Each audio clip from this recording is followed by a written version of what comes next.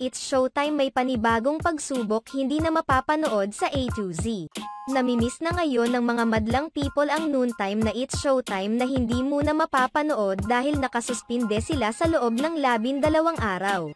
Sa pagbabalik nila sa darating na October 28, inaabangan ang Grand Finals ng Mini Miss You at ang nalalapit na pagsisimula ng Magpasikat 2023, na magiging hudyat para sa nalalapit nilang 14th anniversary.